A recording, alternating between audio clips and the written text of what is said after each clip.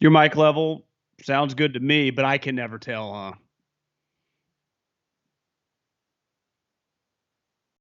Too high, too low? There we go. Now, let me check the audio here. I changed some settings. I saw a commenter said that we found the sweet spot, because you always sound the same to me, so I can't tell, but I guess some videos in the past have been higher or lower between the two of us, but you're talking to someone who knows nothing about audio, so I'm a bad guy to ask. All right, now here we go. Sorry, Jen, I was just checking. I had changed some settings, changed some hardware, messed around with some stuff. We good now? Now we can hear. You can't hear, Guy. I know you can't. There we go. All right, I think we're good now. We're good now. Working out the kinks, John. This is camp. Although we're ready to roll. This is John echoing still? I turned him off. So you should. Echo! Is John still echoing? Somebody tell me on that. If so, John echo? Okay, hold on one second. Give me a minute here, John. This could be a second. I'm going to have to change something, but if we go away, I'll be right back. You want to restart it? I don't want to. Let's see if we can switch it without restarting it. In the meantime, I don't think it's crazy to restart. I mean, but if you don't want to. Let me see if I can switch it without doing the restart. Hold on, everybody. I'm echoing right now. Let me check. You are. Echo! I am echoing. Okay, you're echoing. In the meantime, just watch this video of some stuff that happened today.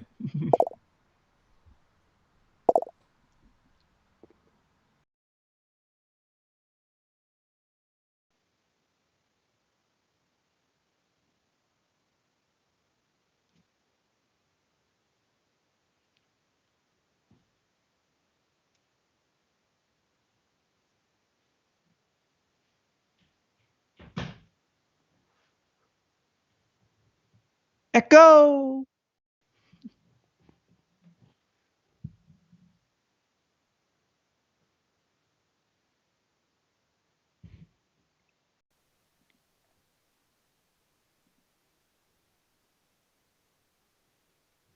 You're off now, like you're unplugged.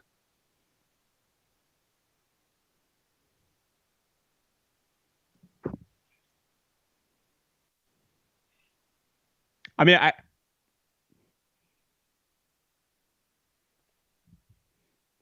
Will the people wait? All right. We good? Well, you're not. You're talking through your computer. I should be coming through the mic now. Computer. You know, I bet they're hearing me you're hearing me through the, now you're going to have me right now, John. Now we're good. Now we're good, right? You got me okay, Middlecoff? Good now. Good now? We good, everybody? Look, we didn't lose anybody. We appreciate the patience. We'll take that. That will come out of Tito's time. Okay, our 8-minute Tito's ad will now only be 5 minutes. Sorry, everybody, for that. False alarm. This is the last day of install, Middlecoff. On the 7th day, they finished install. Well, I was listening to, because as I'm driving home, you know, some podcasts and flipping around Chris Russo. All Russo does is rip everybody else on his own station. But he did say one thing. He's like, you know, if I'm going to rip Rodgers all off season, I got to give him credit. He's like, I just watched his press conference and, you know, he's giving this guy credit. He's telling Jordan Love. He said he kept Jordan Love in the loop. Russo was was slinging so mumuch praise at Rodgers. I'm like, I got to watch this press conference. I guess him and Gutekunst were hanging out at practice. He's like, you know, the relationship's maturing. He said that because it happened to him once upon a time, he didn't want to feel like he didn't give a shit about Jordan Love. So he like kept him in the loop. Like they communicated all off season. He's giving him a lot of praise. Like I feel like Aaron's in a really good space. It crossed my mind to I haven't done it yet to look at their Super Bowl odds, which probably aren't going to be that good. Probably 5-6 to 1. But then it crossed my mind like, well, what if they run in the Niners? The Niners always kick their ass in the playoffs. So it's like I would even hesitate on a bet that I do like where Aaron's headspace is at. Mm-hmm. I just would never bet against Aaron to beat the Niners. Not even all his fault. I just don't like that matchup. We've seen it how many times? It's a bad matchup for him. Yep. I appreciate him keeping his guy in the loop. Makes him the good guy in the end somehow. Sorry. Yeah. Feels like they're all in just a really good place. Okay. I think we're in a good place too. Or somebody, as Dave says in the YouTube, you guys are good. Like Trey. Yes, John. So we're just back from the second Niners Ooh, I got a little sun today. I know, me too. From the second Niners padded practice. You see really quick before you dive in. Yeah. Someone tweeted at me the picture. Herbert's like Charger photo. I saw that too. Well, it is his damn line. He's got like this. It's amazing because he's 6'4", he's 6'6", he's cut. Yeah. Like I'd walk around with my shirt off all the time. You know, every time I played pickup, it was like, please don't be shirts and skins. Please don't be shirts and skins. Please don't. Every be skins. chubby guy thinks that. And you know, if you were him, you'd be begging for shirts and skins. Like you're the guy that says, like, you guys want to go skins? Should we just go skins? It's like, oh, yeah, beach again, guys. You know what? I'll catch the next game. Skinny, ripped guys, they love the beach. They love the pool. I mean, pool party? Oh, yeah. Let's go. Fat guy always likes inside action, you know? Lake day? Lake day? People. Yeah, lake day. No, I do well. Games on inside. You want to go to an indoor facility? All right. So look, man, we're out there again today. There's a ton to talk about. We'll get to some reactions. You got some questions for us today. As we said, it's a YouTube only, so hit us with some questions from camp today. Bosa was off today. Maintenance day for Nick Bosa. Debo was back today, as you guys saw in that video we played. Debo returned. But the number one story, once again, as you would say on the nightly news, John, our number one story again tonight. What was it from Anchorman? Panda Watch, day 2. Yeah. Trey Lance Watch, day 2. He kept it going. What started over the weekend, the momentum that started over the weekend that we saw again on Tuesday in the first padded practice. These are his skills, John. The things that make him look special on a Tuesday are the same things that make him look special on a Wednesday. Well, today was a day that's near and dear to coaches' hearts. They call the thing the red zone.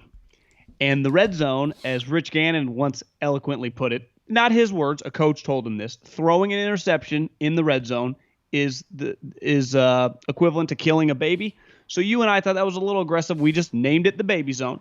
And inside the baby zone, Rich's coach was onto something. A turnover in the red zone is devastating. Every football fan would agree. It's a catastrophic event for football. It doesn't get any worse, right? A pick six in the red zone is like to fucking fold the team. But there's just a lot on that area, right? We talk a lot statistically as season goes on, how well a guy functions in a red zone, right? Quarterback, an offense. Like, do you have a good red zone offense, right? Usually the best teams have good red zone offenses. I don't know. That's where you score points. And Trey was unreal. And I don't give you that much credit on a wide open slant. Like, it's a good throw, but it's like, you know, these guys, this is the National Football League, you're going to hit wide open slants or even like a quick out.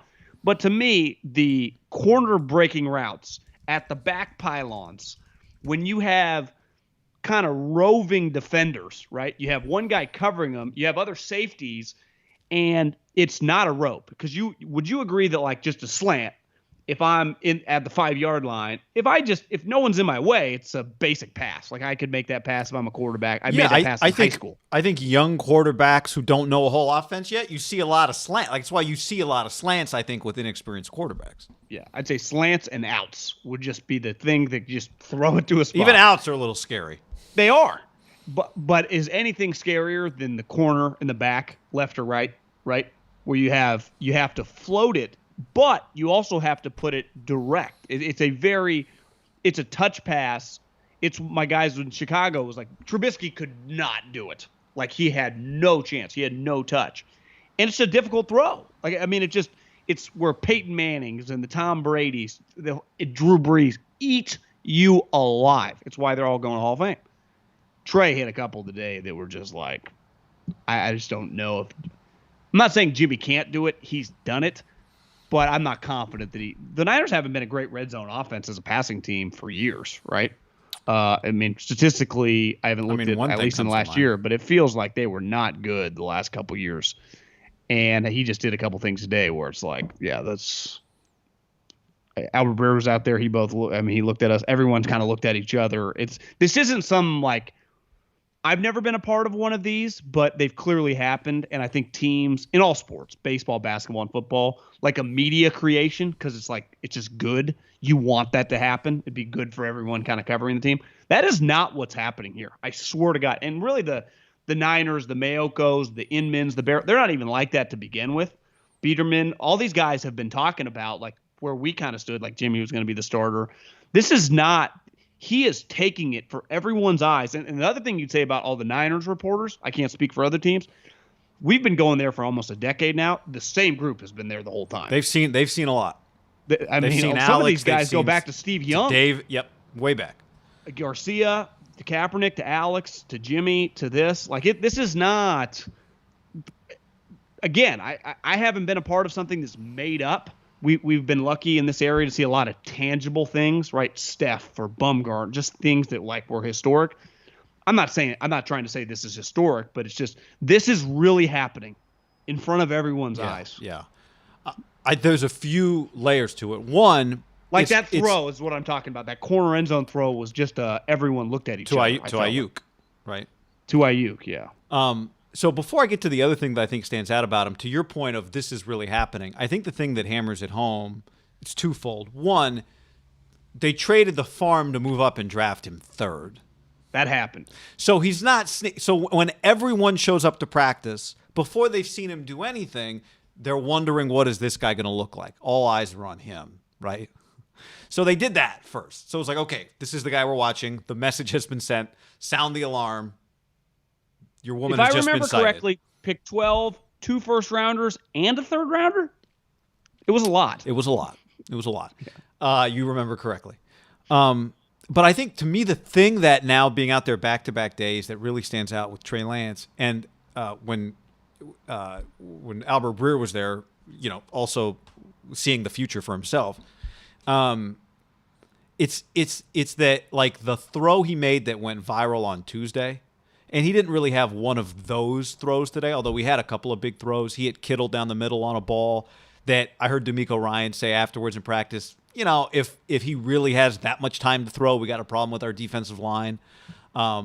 He made a really nice throw to Jordan Matthews, who actually looked – Jordan Matthews not only made a nice catch, was kind of throwing his body around, like just has a good like clearly a guy who's like working very hard to make an impression to make the team. And on the Kittle throw – I would say a Pro Bowl defender might pick that or make a play on the ball. Yeah, he beat Jonas Griffith again, the linebacker, who also was the guy who Sherfield beat on Tuesday on the deep throw. If Jalen Ramsey was in that vicinity, right? If that's a game, maybe it gets picked. I guess is my point. Again, it'd be a great play by Jalen, but it was a 50-50 ball, I would say. And then again, that throw and the throw today, both times people on defense basically would say that play is over. Like, he's not going to have time to make that play. We don't count to 10 Mississippis in the NFL. That's right. So, but this is what I'm getting at is I think for the most part, most guys who are quarterbacks who've played in the league for a while, have a game here or a game there or a throw here or a throw here that is an NFL-level throw, right? If you took most NFL backups, they can make a big-time NFL throw if you give them enough tries. I think the thing that, to me, in 2 days of watching Trey Lance that has stuck out, the consistency with which he throws the ball aggressively, the consistency with which he puts the ball on the money, the consistency, John. It's not the splash plays. It's the consistency that he plays with and the confidence that he plays with that, to me, is it's one thing when you go, okay, here's some splash plays. This guy's going to have a chance. But it's the reason I'm so confident. I think what really stands out is that not every opportunity, you miss throws, you make mistakes, but he consistently shows it over and over and over again. Like many different routes, many different types of throws from the pocket, on the run, play action. His arm shows up as a useful, tangible weapon, and he knows how to use it. Here's how I would look at it. If this was a truly open competition, which I'm trying to think, Russell Wilson had one, Carson did not. Derek Carr, remember, who ended up starting week 1, did not. They just beat the guy out. Maybe Carson was more of Sam. They got a first-round pick for him. The Eagles love their value. But I think Derek was a good example of one that was not an open competition. Now, Jimmy's better than that version of Matt Schaub, but it was 100%, and the teams are different, times in their maturity, but you get what I'm saying. They went in, rookie quarterback was the backup, and the starter was the starter. And by the end of training camp, it was undeniable. This one, to me, and I went to a lot of those practices, this one is accelerated so much faster than that one did, because it took Derek a couple preseason games and Schaub being awful in regular or those preseason games as well. Like, Derek was good. I don't even think that it has to get quite there, even though I would expect it to be there. If this was an open competition, like, it'd fucking be over.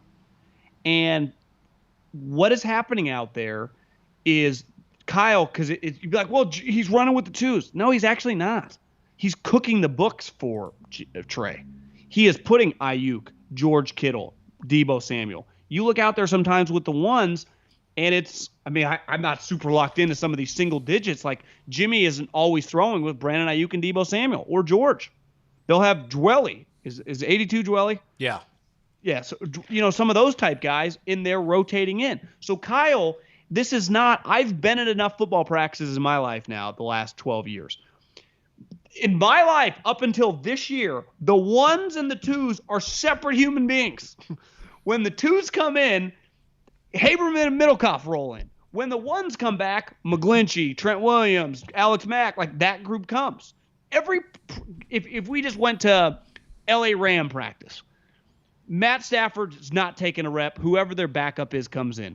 Cooper Kupp, Robert Woods, Higbee are not on the field.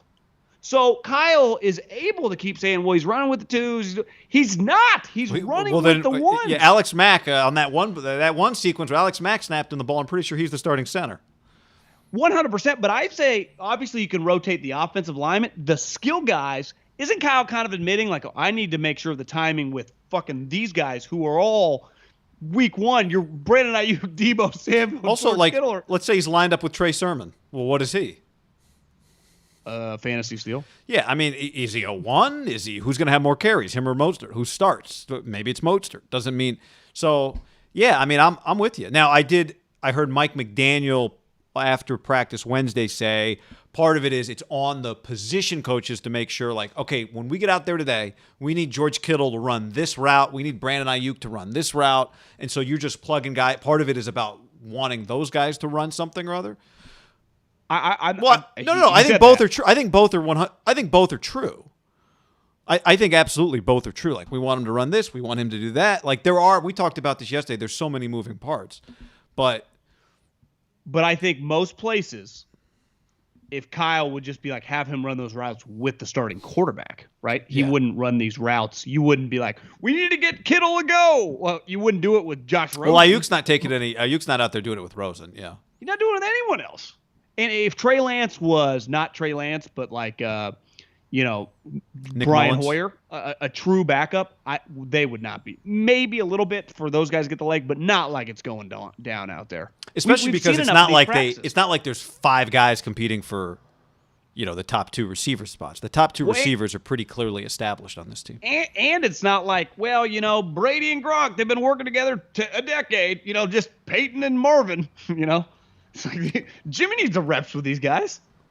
Yeah. Jimmy made some nice throws today too, by the way. Yeah. Again, Jimmy's a solid player. I don't think this is about him though. It has nothing to do with him. I mean, it'd be about him if he was a different player, but this is not. I think the question is not, is Jimmy going to be hurt? That's an easy one. And when I say easy, I mean it's easy to understand what happens if that happens.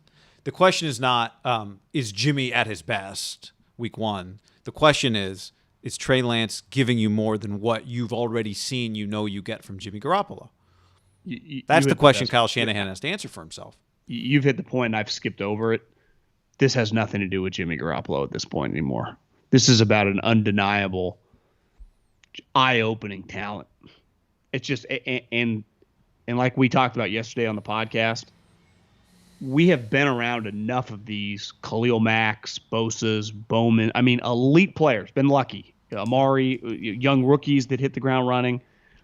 Like, I feel very fortunate to be able to, I don't have to fucking dig ditches or something for a living and get to do this. And for a long time, we had multiple teams to go see. it's eye opening. It really is. It's eye opening. And I think the media, and I get back to, this is not a group, because clearly the hype is getting out of control. It's not fake. And it's starting to pick up because the national media is picking up on it.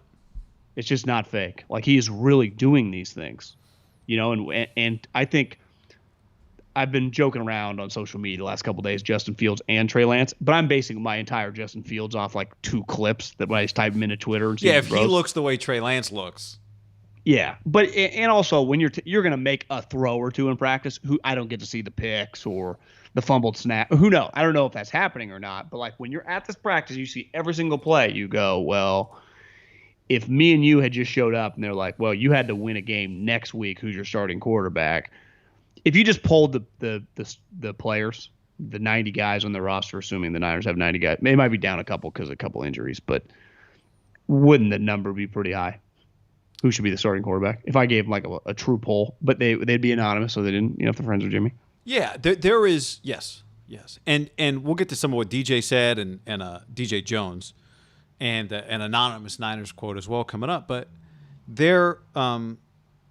We were talking on the sideline today at practice with, I think it was John Dickinson and Chris Biederman. One of them said, like, what is it? We just started having the conversation of, like, what would it take? What does it have to look like for Garoppolo to be the starter?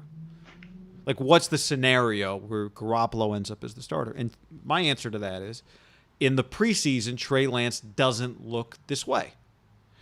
Because the live bullets is the only thing now that we haven't incorporated to this point.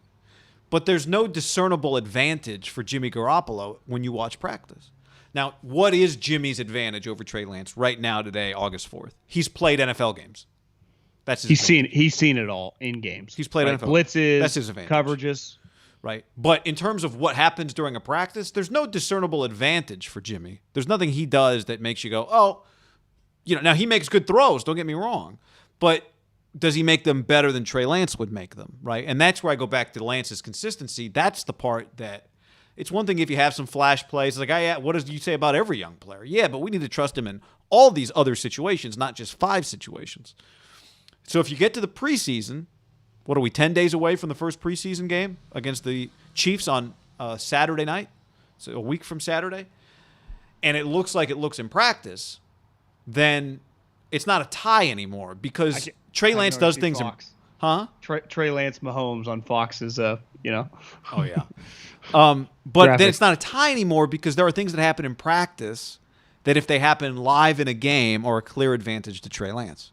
And those are home run throws and running plays. Yeah, I think the running play is basically like... And pocket, creativity outside of the pocket. Which Trey's just going to have a mobility element to his game behind the line of scrimmage and past the line of scrimmage that Jimmy just 100% does not have. So even if they were even, Trey has this curveball, this Dice K crazy pitch, the Mike Mussina knuckle curve, the gyro ball, that Jimmy does not have that. So that's where, to me, when they're just in the red zone setting today, and they're just throwing they're all running the same route, slants, outs, flags to the back of the end zone, just some delayed over the middle of the field. Like Jimmy and Trey they're throwing to the same routes. That's where it's even, right? In theory, neither of them are going to run. That's not a running drill. You got to throw it, right? You get 3 or 4 seconds. The ball's got to get out of your field. If Trey's doing that better than him, like in those type drills, Jimmy's screwed. Now, if it translates to the game, because Trey's going to do this other thing that Jimmy just can't do, right? So if he can do the same stuff in the pocket evenly, which based on the 2 practices we were at, he does it better. But if he just does it evenly, it's over. It's just over. Yeah. Now you can always cook the books as a coach and be like, we just want to. But see, I don't think I know. I think people assume that's Kyle's style. We said this before a month before the draft. I said I don't think Kyle is going to play this thing safe when it comes to the pick. So why would he start playing it safe when it comes to the play? He didn't play it safe on the pick, at least in terms of what we thought at the time. Maybe in his mind it was obvious, like this is obviously the guy. But again, if that's how you feel about the guy, then you want to get the guy in the field. It's just we've all got eyes here. Some of this is a projection, but you're big with the visuals today. Yeah, just video. All right, you want to talk about some of the things that have been said? DJ Jones, after Niner practice, said this: everybody's eyes are locked on him. He's special. And we'll talk about this maybe more on the podcast. This is the same thing that other people say. Mike McDaniel, very complimentary after practice today. D'Amico Ryans, very complimentary. This is a teammate. Everybody's eyes are locked on him. Ty Dunn, whose website is golongtd.com, wrote a piece also that came out Wednesday. This is what he wrote. One veteran who's in San Francisco clearly to win now texted back in 27 seconds with his official Trey Lance report. Quote, "Fucker looks really good, 4 exclamations." That's fucker's a compliment on that one. Yeah, I'd probably lean defensive guy. That type comment. Fucker looks really good. That's a good comment. Or an O lineman to me. That would be a comment that would like thrive in like a McGinn article about a draft prospect or a Sando article about the tiers. That guy might be a future coach, right? That whoever that player is. It feels very like a future coach. Yeah, who could that be? Could be Alex Mack. That feels, Could be Mack. Mackian. Definitely could be Mack. Yeah. Yeah, it feels Mackian. But again, this is we show this is not everybody has the ability. Although there are plenty of fans there, they get to see it too. But back to your original point, like this is what's happening right now. It's a real thing that's happening right now. It isn't a big thing that coaches often say that you just can't fool players, right? For a while, you can do something, you can coach a certain way, you can play a certain player. But eventually the players, they're the ones on the field, on the court, on the diamond, wherever. Like they're in a team sport, you are dependent on other individuals. So if you just have half a brain, you can just scout who's better and who's not, right? That I think I'm trying to think back the last several years, and we've been lucky, right? Had from Lamar to Baker to Sam to Josh Allen to the Carson Jared Goff year, to Kyler Murray year, to the year last year, we're clearly closer to the sun on this one, like kind of living and breathing, and we went to the practices. I don't quite remember of just that group of players, the momentum growing like this on any of those guys. Now, some of them were not going to play right away, like a Lamar Jackson. I did see on my Facebook timeline a 2008 training camp, Shady McCoy said a couple things about Josh that were glowing, but I think Josh was viewed much more differently than Trey, right, as this huge kind of project. Mm-hmm. It was like, so when Shady was just saying he had a huge arm, like everyone kind of knew this. We're not necessarily, the crazy thing here is like talking necessarily about physical attributes, but like quarterback play. Yeah. Right? The way he uses his physical attributes. Yeah, that's why he is not wasting the skills he has. He uses his arm. The other thing, John, he runs like a running. He runs very patiently. Somebody said, was it you today that said he kind of looks like Cam Newton when he runs? I think someone else said that. But okay, but Cam, he's not 6'6", 240 like Cam. But he has a patience when he runs. He uses the skills he has properly. Well, if that comment, instead of saying fucker is really good, had said fucker is really fast, right? Wouldn't you go, you don't win just running around, right? You got to be able to throw. What we've been hearing about Lamar trying to improve throwing for a while, that's not the way you're talking about him. It is, he's just, and someone who's watched now a lot of different type players, it's been really fun to watch. It's just as a football guy. I mean, I've really just enjoyed watching a guy who's very, very skilled be this, quickly acclimated in something that is notoriously this offense for all these guys can be a little difficult. Yeah. That's to me what's kind of crazy. Like it would not have been that nuts, even though who knows, right? If he had been struggling, ball's been on the ground, tripping over himself, airmailing some balls, we'd be like, listen, year off, small school, give him some goddamn time. Right. That's what the Niners would definitely be pushing. Yeah. Well, the guy, they could not, I would say in their wildest dreams, if I would have told John and Kyle, you know what your number one role is going to be by August 4th, is doing everything humanly possible to stop the avalanche of the way people are talking about your guy. Obviously, they would sign up for that because I mean it's good, but I don't think they would have expected quite this. Do you agree? How could you have expected this? Even if you're bullish, right, and think it's going to be good. Yeah. I mean, I remember at draft night I talked to somebody with the Niners who told me that like one of the things they really felt strongly about was his mental capacity. Like in their pre-draft work on Trey Lance, like they think he's really, really, really bright. And the 40 days away was about learning the playbook. It was also about improving his footwork. Like they wanted him to change some things from a footwork perspective, which he came back and did. And then they do all day. They do a walkthrough, 7 p.m. walkthrough ends. Him and Scangarello start going after the play calls for the next day, to your point. Because they were long, like Mike McDaniel said, there's long play calls, right? I saw there was a practice play sheet, it was like on a ring. Did you see that? It was on the ground next to us today. Somebody left it, like a sheet. Like somebody, it's bad. It's bad. Belichick would fire your ass. Each page was a play. And the play call along the bottom, it was like upside down. I didn't want to like make it obvious I was trying to read it. But the play call was the whole bottom of the sheet was the play call in like Sharpie, right? So it's a lot. You remember the old Matt Ryan, exit to east, right, nasty, can 2, scat 3, both hammer or something. I don't even know what. Because isn't the knock on most of these guys that come, hell, out of Oklahoma, it's like left, right, red. You know, it's like that's what it is.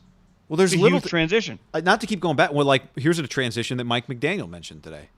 For Trey Sermon, it's different as a running back when you didn't play in an offense where they snap the ball from under center. Because when they snap the ball from under center, you have to listen for the snap count. When you're in a shotgun next to the quarterback, you just wait for the ball to come out and then you do whatever. You can just look around, then the ball comes and you do your thing. Because you can't take off before the ball's in your guy's hand if he's handing you the ball. So It's an adjust. He just said it's an adjustment. Like there's all these little adjustments. I never even thought about that. I didn't either. It was a great point. Little details. It was a great point. So, yeah, I don't take our word for it. Just read some of what these guys are saying.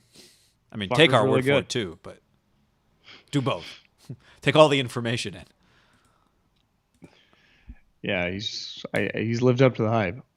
But the thing is, there wasn't any hype. It was just like we think he's going to be good. I didn't expect this. Yeah, I'd argue there wasn't any hype beside the trade. Like the trade was the hype, but it was unknown, right? Like I would say a Joe Burrow has to live up to the hype, right? Tua has to live up to the hype.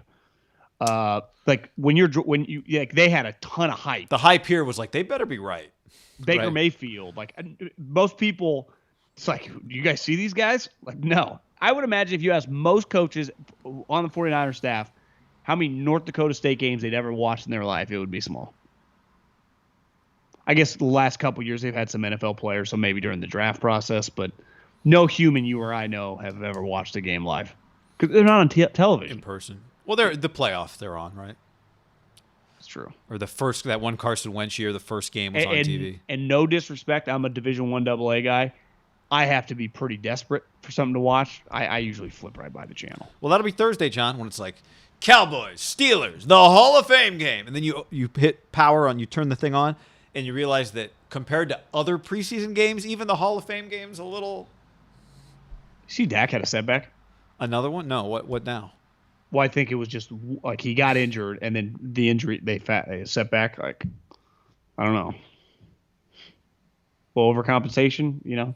I think someone had said that he had thought that he just was, I don't know, not using too much of his arm because he's trying to be easy on his lower body. So it was like strenuous on his, throwing shoulder because that you're trying to be a little lighter on the ankle. You're just less. You're not even thinking about it when you're fully healthy, and now you're like, do I truly trust it? Not ideal. No. Jimmy in the YouTube chat says, I wish we'd kept Nick Mullins, no lie. Or Jimmo. Sorry, Jimmo. Jimmo's probably thinking like, Garoppolo, you're going to need a backup quarterback for Trey Lance, I think is Jimmo's point. Yeah, but here's the problem, Jimmo. We've seen Nick Mullins, your backup quarterback. If he has to play, you're fucked. So it's like, I don't think your backup quarterback necessarily matters unless Jimmy stays, which I'm sure we'll get to in the coming weeks. Like, if they have a backup quarterback, let's say Jimmy ends up going, a Sudfeld, a Nick Mullins, we've seen that before. It's over, right? Like the only way that's for the Niners argument to keep good. Jimmy around for $25 million. But like you said, we'll get to that. That's for another day. We watched practice today. Kittle made a couple nice catches. Kittle got a pass interference. Didn't get thrown initially, but then it was acknowledged by the official upon further review. Should have been a PI. Underthrown ball. But I thought it was just Trey Lance giving his guy a shot, John. Does Kittle change if Trey Lance? Do things change for George Kittle if Trey Lance is the quarterback? Well, you know what I was thinking as we were walking out of practice is, and these two guys are compared often, Travis Kelce and George Kittle. And if you go to Travis Kelce, when he first got there, it was clear early on he was really talented. They were a good team. They were a playoff team. And he was 72, 85, 83 balls those last 3 Alex Smith years. And it was 5-5, 4. I mean, scoring touchdowns, catching in the 70s. Like, historically, he's a stud. I mean, he's a Pro Bowler, right? Those type years. Like, he was viewed by people that played fantasy football, that liked the Chiefs. Like, we got a really good quarterback. Then this guy named Patrick Mahomes shows up in 2018. He went to 103, 97, 105. So he's basically averaged about 102 catches, 20 plus more than he has with Alex, where he was established as himself as a star. He went to a completely different level, guy. And 2 of the last 3 seasons with Mahomes, he scored double-digit touchdowns. Why wouldn't you just ask yourself, well, he's just playing with a much better player. So if you're playing with a guy much more physically gifted, and where Kittle and Kelce really have in common is one of their separating, greatest advantages is their separating speed. They can fly for tight ends. Kelce's probably a little taller than Kittle, but Kittle plays big because he's so willing to jump up. Obviously, George has battled some injuries.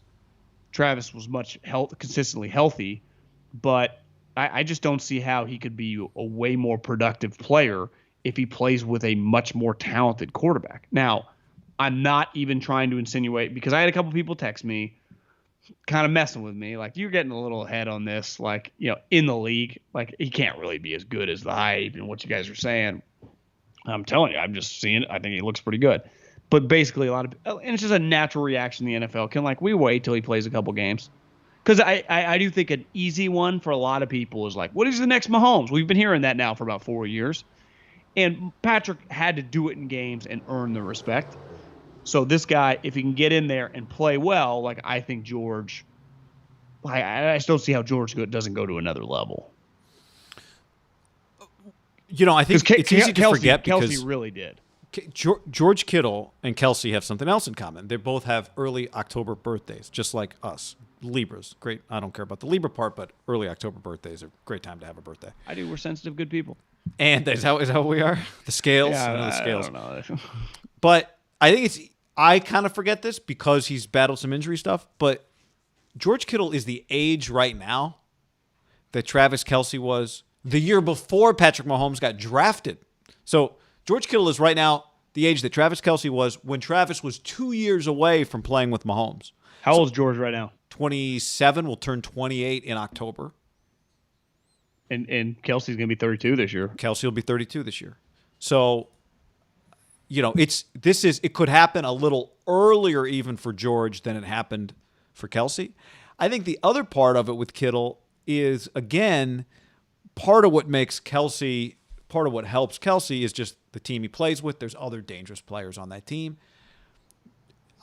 One thing I think as I watch Trey Lance run, this is obvious, but the runs that Trey Lance makes are valuable. It's the threat that he might run is also going to be incredibly valuable for the other quarterbacks, for Ayuk, for Debo. I mean, they got Debo lined up next to him in the backfield. I can only imagine what Kyle is thinking with that.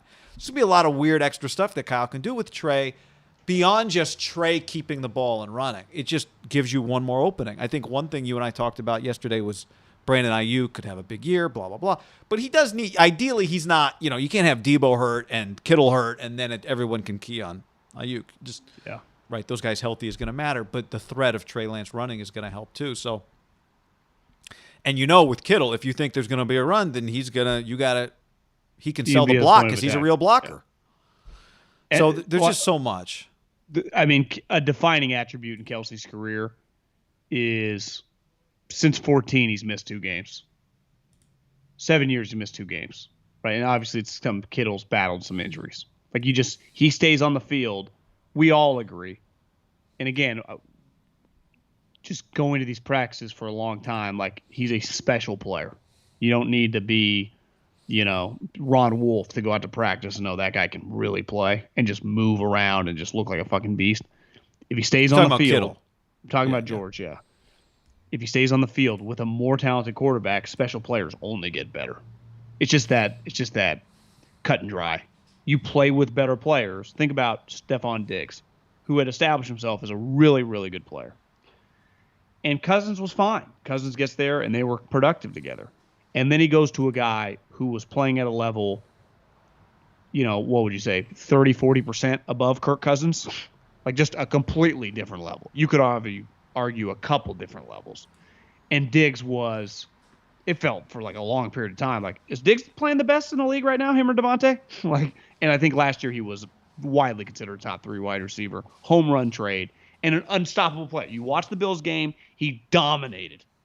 Because when you're a skill guy, wide receiver or tight end, and you just take a jump with a better, guy pulling the trigger, you're just going to be more productive, right? Because you're getting open a lot when the guy misses you. That's one thing that we saw last year with the Niners when the backups come in. You see it all around the league with bad quarterback play. Good players get open. I'd say especially now more than ever, just because I don't have a threat of getting killed over the middle. Not as many people are mugging me at the line of scrimmage. It's never been easier, even though I'm not trying to diminish. It's hard to get open in the NFL, but for the highest level guy, it's never been easier just to gain a little ground and find a little open grass. And George, with his speed, is just going to find fucking open grass. And with Kyle. And then if Trey can just whoop. Like they will run that play down the seam till the cows come home, right? Because he's running by everybody. Right. I'm just going to pull some the Niners, John, have posted some video. 2 throws for Jimmy and 2 throws for Trey Lance. Equality here. We're not picking one side or the other. That's right. Equal time. When I was driving home yesterday, I think I must have the Athletic updates on. And so just whenever anything happens, like, Clemson inquires about the ACC or SEC. So I just get stuff like that. One headline was, report NCAA prioritized men's basketball. It's like, oh, yeah, no shit. They have a $1 billion television deal every year. I guess there was some gender equity report done, that they went all in on men's basketball more than other sports. Like, yeah, guys, it generates money for everybody. All right, John, you want to watch some video? Yeah. Let's go full screen here. So we got a Jimmy throw. Good. It's a good catch. Yep. Here's Trey. It was I said Ayuk. This was the Watkins throw. He was a cult hero last year with people on the internet. There's Debo. That's a grab. This one, I think this might have been Ayuk on on Thomas. On Ambry. Who was that? Oh, I can't tell. Oh, Richie James, I think. Oh, look at that dime. Oh! I got to give Debo more credit than Jimmy here. This is a fantastic catch. This is a CeeDee Lamb, but Debo was only like an inch off. He didn't have to get all the way up to go get it. So the Niners have multiple DBs wearing their starters wearing single digits. And Ward. Yeah, Watkins looks the part. Little high there. Look at that tight spiral. This was the throw of the day, I'd say. Would you agree? Yeah, that or the throw where he was rolling left to the sideline, stopped, and then turned back through a bullet to the hash. It wasn't like over the middle, but threw a bullet through some traffic to Ayuk. That might have been the throw too. It was Mahomesian, right? Yeah, it was good. It was really good. Can we say a guy's good without calling him Mahomes? I've established. I'm not comparing him to Patrick Mahomes. I'm just saying it was Mahomesian. Like Yeah. you can have a Favre-ian throw and not be Favre. Yeah, the point is Favre does it all the time. Mahomes does it all the time. Like doesn't Josh Allen do Favre-ian things? Yeah. Do you think if I told you right now Trey Lance becomes Josh Allen, would you take that right now, or would you want a little more? I don't know. There's some Josh Allen regression talk going on this year. Crocky says Mosley will be wearing number 4, so there's another guy for you. Mosley's hurt. Yeah, you. I realize I'm an offensive guy. I don't pay much attention to like the defense. Really, I really don't. Maybe it's just who I've always been. I just lock into offensive guys. Now, Well, I mean, I don't think that's. But I think people like on the team. No one shows up to a baseball game early to watch infield. They come for the BP. But I bet John Lynch naturally gravitates toward defensive guys. To some degree, but then when he comes to practice, he's like, let me just watch the good stuff over here. Yeah. I just gravitate toward my skill guys. Yeah, I know. I'm a skill guy whore. I really am. Like watching I think every draft guy, every amateur draft scout wants. Yeah, would you rather watch Julio or an outside linebacker set the edge? I mean, let's face it. So, man, you want to get some questions here, John? Oh, yeah. Let's see. Adam says Mosley's on the COVID list. Oh, that's what it is. Yeah. Let's see what else we got here. What's a good comparison for Trey Lance's arm strength? I mean, you just kind of doesn't Josh Allen feels. I mean, a little Cam, hot. Josh Allen. So we're talking just strength because Cam's accuracy. Well, would you say Josh Allen has just a better pure arm than Mahomes? Like if Allen's throwing 101, is Mahomes throwing 99? Yeah, I mean, whose ball jumps the most? Probably Josh Allen's. Herbert's deep. Herbert, I think, probably throws with the least amount of arc on his deep ball. He just powers the ball through a wall, it feels like. Like if you just said greatest arm in NFL history, do you think most people would say Favre or Marino? I feel like some people would say Marino. I can't really. I mean, I can go to YouTube for that, but yeah, but I mean, I'd say Favre or Marino. I think Josh Allen feels kind of like in that mold, where I think Mahomes is viewed as like the greatest quarterback ever because he does touch stuff too. Not that Josh doesn't. I would go a little. I'm not because Mahomes is not throwing 105 miles an hour. He's really more 97. It's just that his instincts are incredible, and I'm not saying Trey has those instincts yet because we don't know. But I'd say comparison arm, like it's a live fucking arm. Cam's was pretty elite when he showed up. He just had no clue where I was going. It was elite. I remember working for the Eagles, I had to evaluate him as a rookie. Balls going everywhere. That he was throwing 110 miles an hour. But Cam was a little hitchier. Trey can be a little hitchy too. I think I have not seen enough of his live, the velocity on his deep ball to know. Cam's deep ball really jumps. Yeah, Mike. I remember being around Michael Vick. He wouldn't have underthrown. He would overthrow Kittle. Vick. I think his functional kind of arm strength in terms of just like most of the passes you throw is fantastic. That might be an area he needs to work on a little bit, deep ball. Yeah, we just haven't seen a ton of it. He underthrew Kittle a little bit today with a little wobble. But, the ball he threw yesterday to Sherfield was good. Oh, Dave says maybe Elway's arm.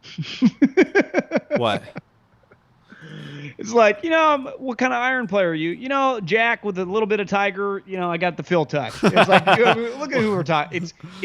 This is where people in the NFL get uncomfortable. Like it just gets out of control fast, and I'm as guilty as anybody. I talk like that, and I did when I was in the NFL. I didn't relate to the Kyles who can poo-poo it because I can just talk with what I see.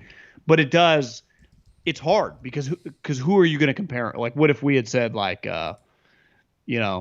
even like Kyler Murray, which that might be a apt comparison. Maybe they got similar arms. Yeah, the comp. Like, Kyler Murray. I don't want Kyler Murray. My favorite draft comp was Mac Jones. Was one I saw was Chad Pennington. I was like, I appreciate that. Not a Tom Brady, Chad Pennington. That's pretty good. Yeah. So if Mac Jones is Chad Pennington, the Patriots would be okay, right? Next up, well, I don't know.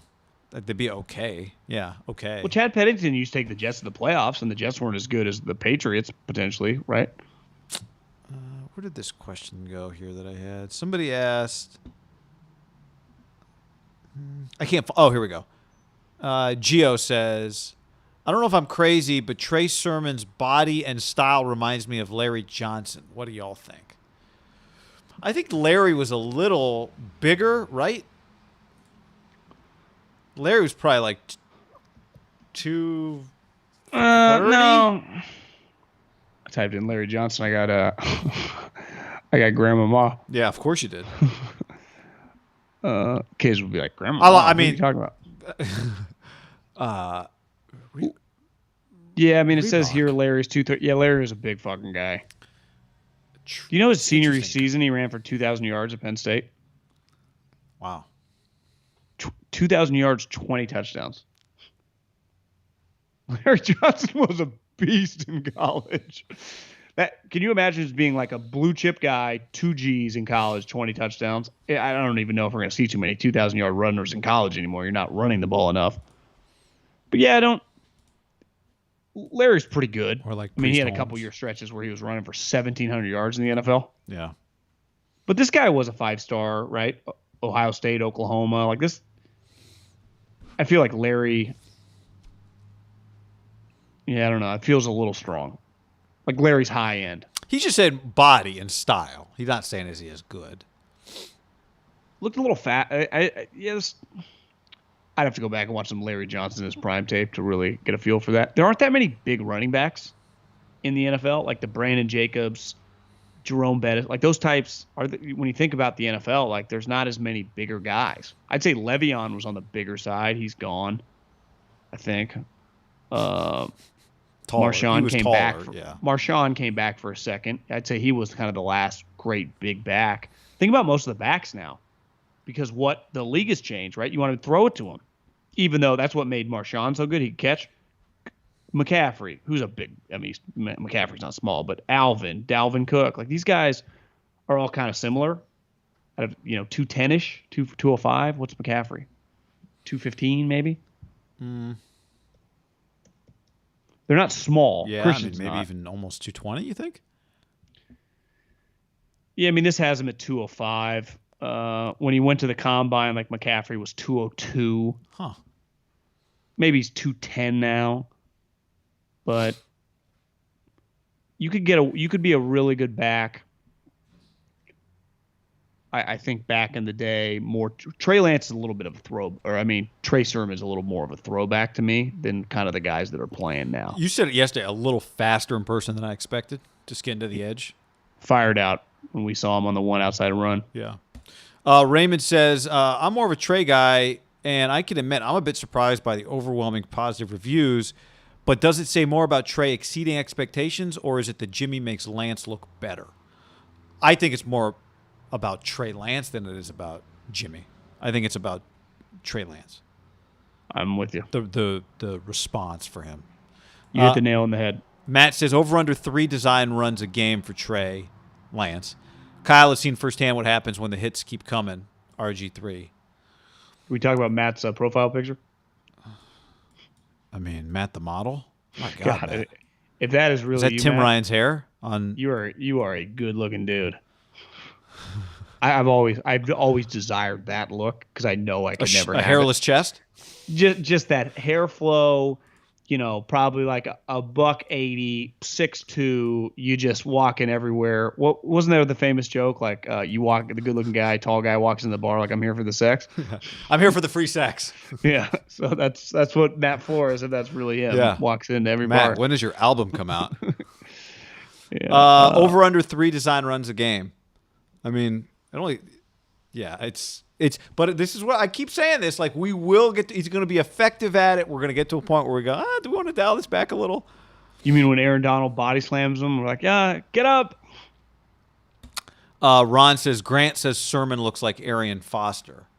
I could dig that a little more. I like that. Eric, is this the same Eric? Same. It reminds me of Cadillac Williams.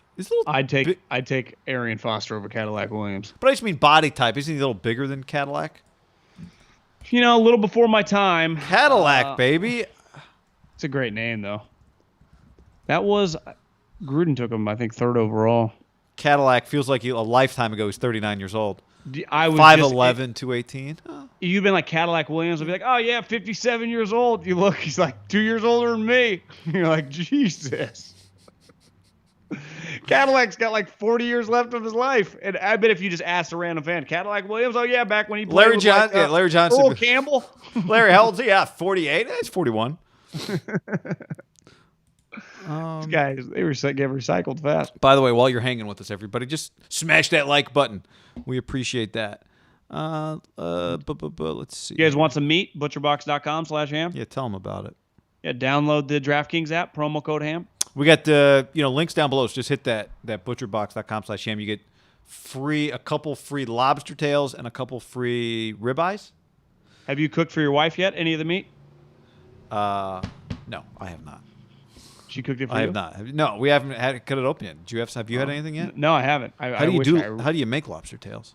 I can't even comprehend how to even start that one. I was just hoping I would love to have someone just make me like steak fajitas or something. It sounds really good. That's always a good go-to. And of course, our presenting sponsor is Tito's Handmade Vodka, John. I mean, Tito's Tuesday. Here's all we ask you guys. Send us a photo of you and your Tito's.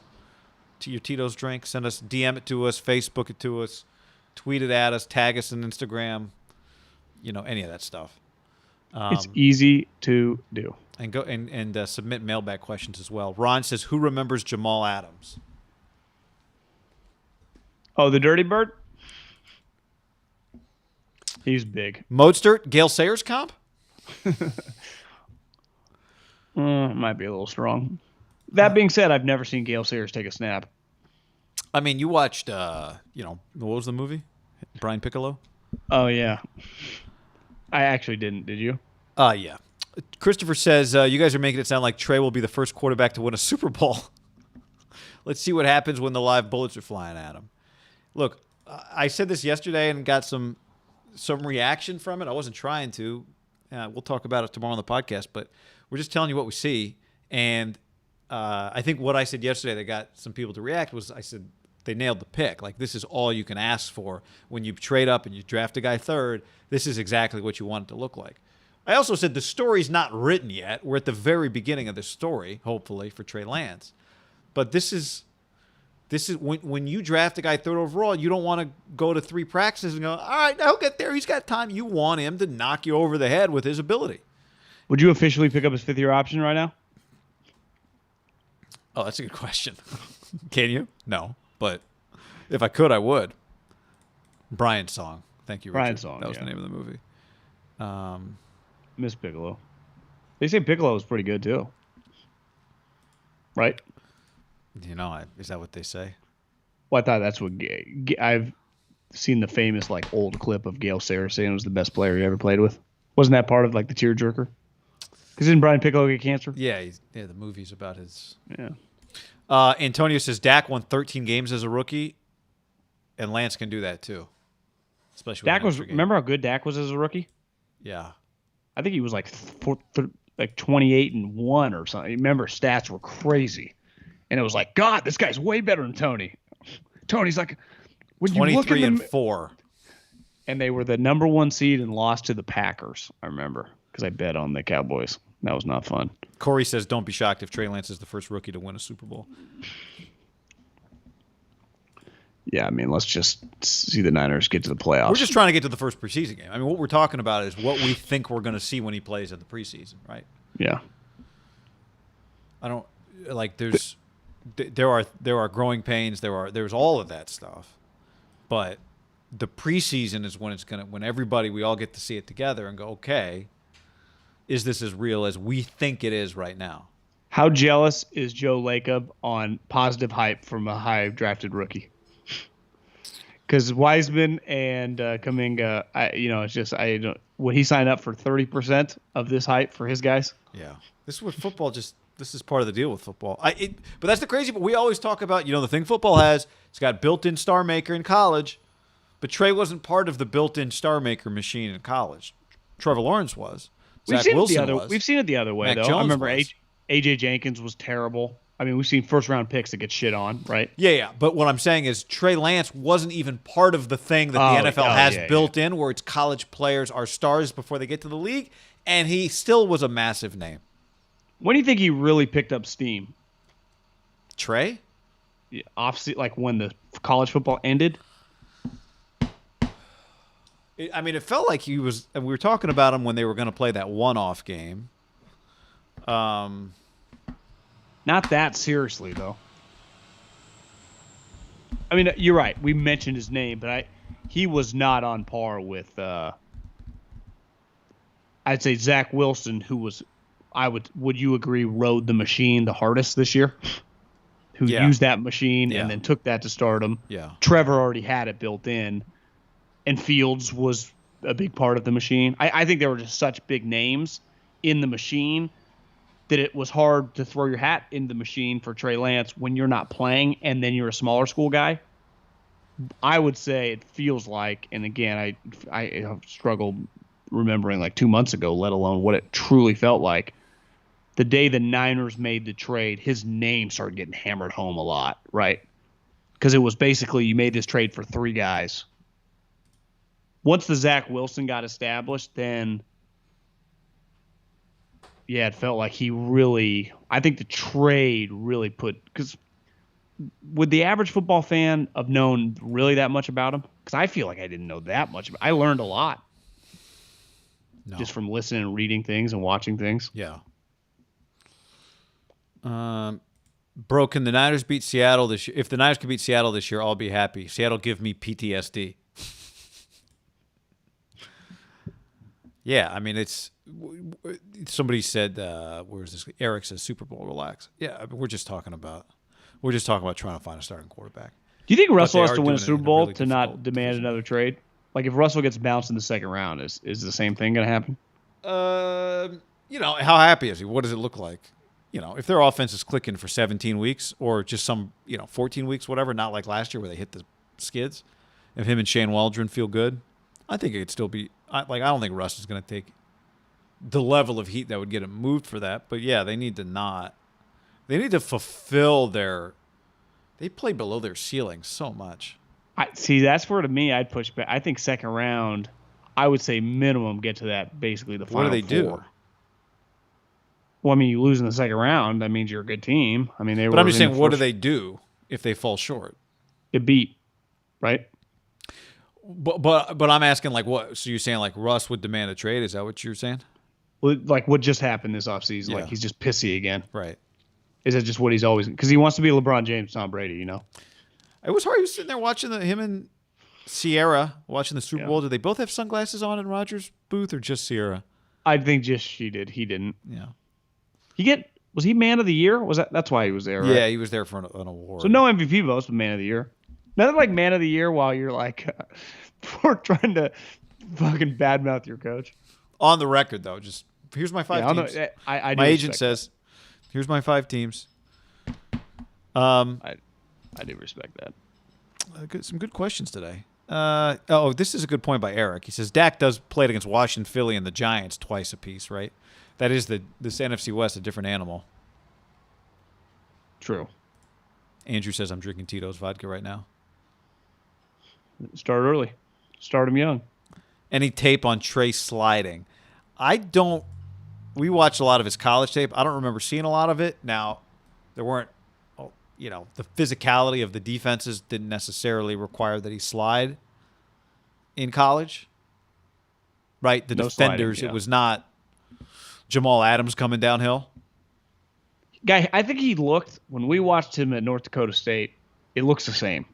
He just looks like, it's just like you just plug and played the same player. Yeah. His movements, his throws, like it's kind of crazy. One thing, we talked about this a little bit, you and I, and this is going to be, maybe this will be a podcast topic tomorrow, because they're going to have a joint practice with the Chargers. But one of the things that happened, Justin Herbert got better in the NFL for a variety of reasons, but one of the things was that he had better receivers around him in the NFL than he did in college. Kittle, Ayuk, Debo, 7 running backs that can, Wayne Gallman could catch. So, kind of wish I didn't plan this very well. It sounds better in theory. I mean, we'll be able to those practices, and it's hard to tell. You never truly know what you're going to get out of practice. I wish that practice was here. Chargers joint practice? Yeah. Yeah. Remember, we went when they had the Broncos, and it was like Paxton Lynch and Trevor Siemian. Remember those were the quarterbacks that the Broncos had at the time? But it was, I mean, I guess Vaughn was there. That was kind of cool, but that was about it. They were a bad kind of trending Bronco team. I heard an update today about, who was talking? Oh, it was General Patton, the GM of the Broncos, was talking about Drew Lock and Teddy Bridgewater. They're battling it out. You know, it's we got a good competition going here. We'll see what happens. And that is just, those are the worst camps to attend, where you've got like a quarterback battle between two guys that aren't going to win 10 games. If Fangio called it even Steven, I just saw the headline. If Drew Lock, if that's what, like, what's going on in Denver Bronco camp? Well, just two quarterbacks were even Steven. You're like, God, that's gross. That's gross. What a great headline. My guess would be Drew Lock beats him out if it's even Steven, because wouldn't you just go with the more talented guy? Unless you've already given up on I know nothing about it. I mean, fuck. Unless you've already given up on Drew. If like you're like, look, guys, we got to find a way to win 9 games this year.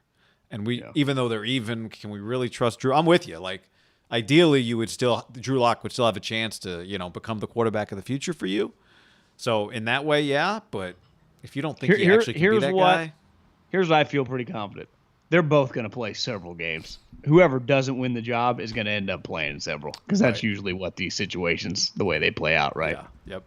So, like, Teddy ended up beating. Remember when Teddy beat out Drew Lock? Ended up making the Pro Bowl, and they signed him to the 5-year contract extension? That's not happening. I'll promise you that. They could get left at the altar, though, fast, right? If Rodgers and Gutekunst, who are now buddies, are growing a relationship, it feels like they're – my gut on Rodgers, this gets figured out. He stays in Green Bay. The Eagles get Deshaun Watson, so Rodgers isn't on the move. Watson's no longer available.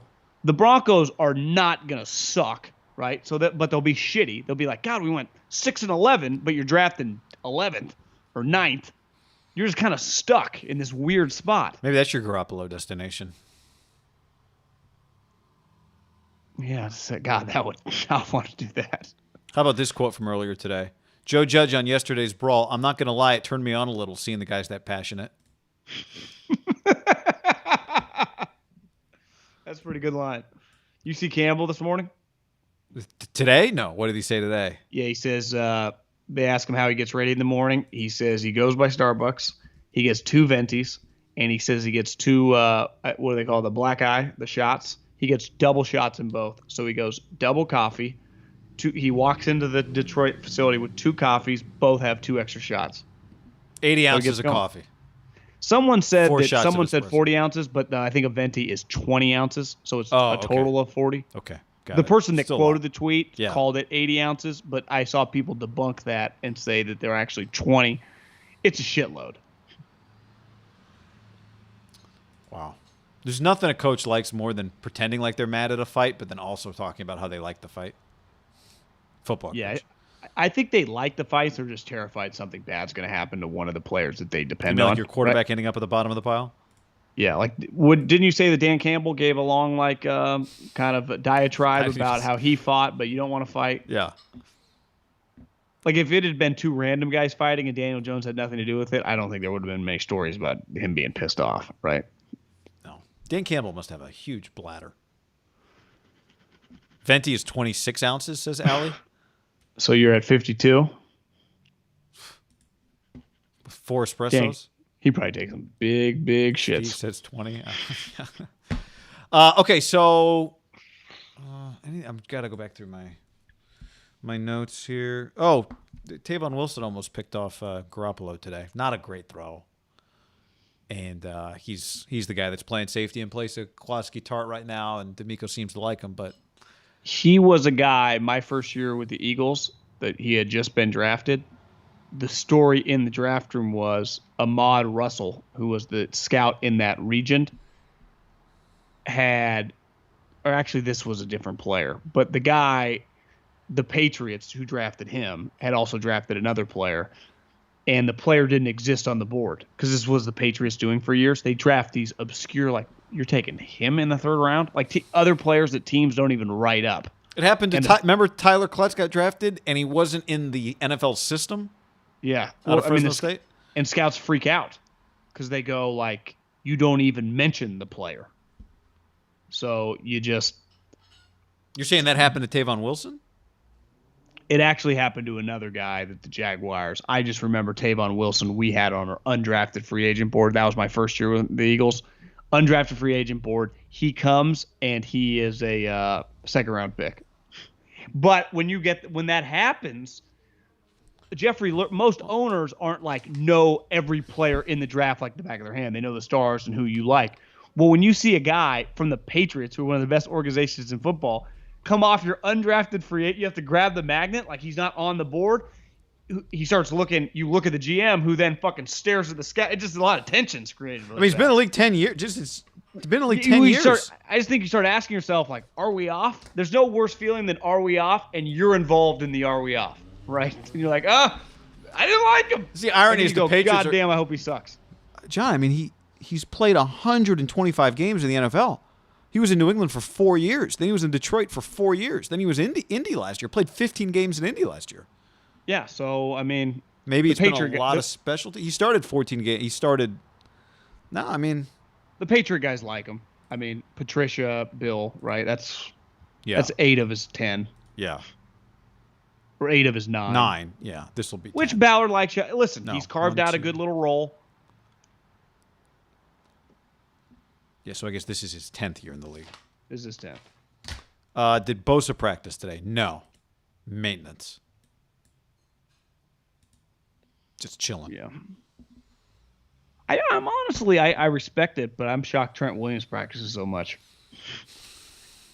I love it. I love when you get a chance to watch one of his reps. He's just mammoth of a human. Good luck to the D line. I texted buddy on the Chiefs. I'm like, just a heads up, you guys were on the right guy. On Trent. Yeah.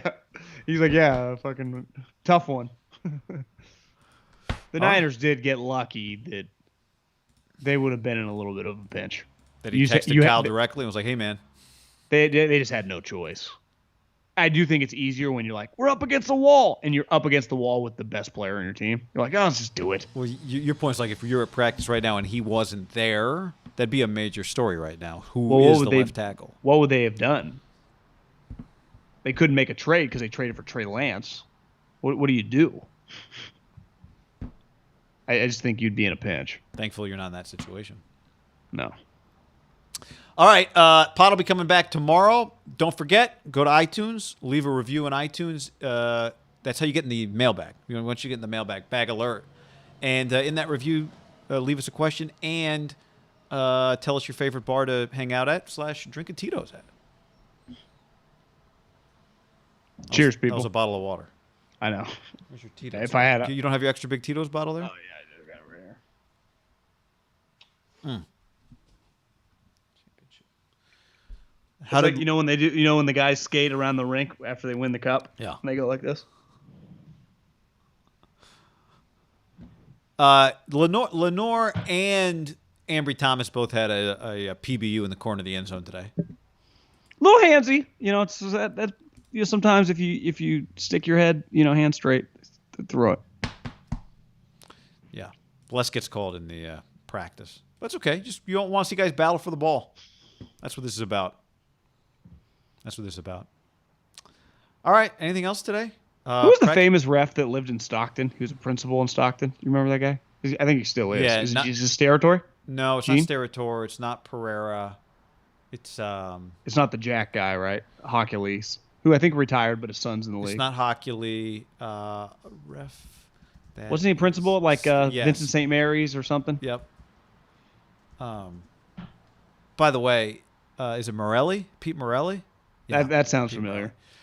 I forgot to mention this, but after practice, the fans that are there go out behind the bleachers, get on the shuttle, and then the shuttle, I guess, takes them to their car or whatever. I'm standing by the shuttle. Shout out to the guy. Don't know his name. This always cracks me up when somebody just yells at you and keeps on going. That's always funny to me. Appreciate it. And we said this on the pod yesterday. You see us, you can yell a ham, you can yell a Middlecoff, you can yell a Habey Habes, or you can just yell Tito's at us. Well, somebody heard it because dude leaving practice, walking to the shuttle, sees me and just goes, Tito's! And I was like, what's up, man? And that was it. So that's good. Guido's treating those guys well out there. Yeah. Yeah. Fans look like they're having a good time. Fan experience. Okay. All right, man. On that note, everybody, thanks for hanging with us on the tube. Hit this like button on your way out the door. Tell your friends. If you appreciate the content, we appreciate that a ton. Thanks for hanging. We love football.